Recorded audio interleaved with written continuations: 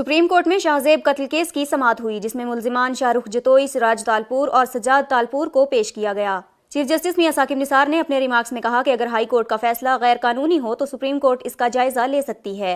अदालत केस के मेरिट को नहीं देख रही। अदालत ने ये देखना है कि मुकदमा दहशतगर्दी का है। सिंध हाई कोर्ट ने दहशतगर्दी की दफात खत्म करके मामला सेशन कोर्ट को भेज दिया और सुप्रीम कोर्ट और इंसदादे दहशतगर्दी अदालत के फैसलों को मद्देनजर नहीं रखा।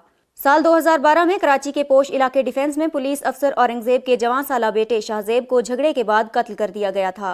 साबिक चीफ जस्टिस इफ्तिखार मोहम्मद चौधरी की जानिब से अज़हुद नोटिस लिए जाने के बाद मुल्जिमान का मुकदमा इंसदादे दहशतगर्दी की अदालत में चला था।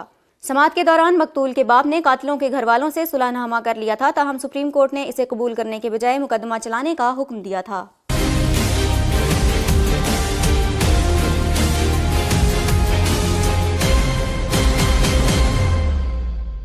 Please subscribe to Hums Up TV and hit the notification icon on the screen to get the latest updates of our channel.